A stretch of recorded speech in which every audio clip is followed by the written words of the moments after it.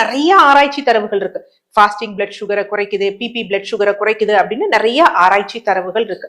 So அப்படிப்பட்ட இந்த வெந்தயத்தை இந்த டயபெட்டிக் பேஷண்ட்ஸ் எப்படி எடுக்கலாம் அப்படின்னா, முளை கட்டிய வெந்தயம் சாலட் அது டெய்லி எடுத்துக்கலாம். சோ அதற்கு நம்ம என்ன பண்ணணும் அப்படின்னா, நல்லா 2 டேபிள் ஸ்பூன் வெந்தயத்தை காலையில ஊற வச்சிடணும். சுத்தமான நீர்ல ஊற வச்சுட்டு மாலை பொழுதுல அந்த வாட்டரை ட்ரைன் பண்ணிட்டு, நம்ம யூஸ்வலா முளை கட்டுறதுக்கு முடிச்சு போட்டு வைப்போம் பாத்தீங்களா, அது மாதிரி சுத்தமான துணியில முடிச்சு போட்டு வச்சிருந்தோம்னா காலையில முளை விட்டு இருக்கும். நல்லா ஒரு 10 கிராம் முளை விடும் பொழுது 1 கப் நமக்கு வரும்.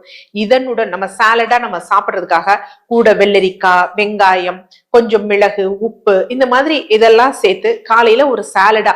காலையில யூஸ்வலா நம்ம என்ன எடுக்கிறோம், நிறைய டயபெட்டிக் பேஷண்ட்ஸ் என்ன சொன்னா கஞ்சியா எடுப்பாங்க. பார்லி கஞ்சி எடுக்கலாம், இல்ல கைக்குத்தல் அரிசி கஞ்சி எடுக்கலாம், இல்ல என்ன அப்படின்னு பாத்தீங்கன்னா சம்பா கோதுமை. இந்த மாதிரி நீங்க எந்த உணவு எடுத்தாலும் அதனுடன் என்ன பண்ணணும் அப்படின்னு பாத்தீங்கன்னா, கஞ்சியா எடுத்தீங்கன்னா அதனுடன் இந்த சாலடை எடுக்கலாம். இல்ல காலையில வெறும் வயிற்றுல இந்த சாலட் அதனுடன் பாத்தீங்கன்னா ஒரு லெமன் டீ, கிரீன் டீ அந்த மாதிரி எடுத்துக்கொண்டு வந்தோம் அப்படின்னா நம்ம பிளட் சுகர் லெவலை செக் பண்ணி பார்த்தோம், HbA1c லெவலை செக் பண்ணி பார்த்தோம்னா குறையிறது நம்ம கண்கூடா தெரியும்.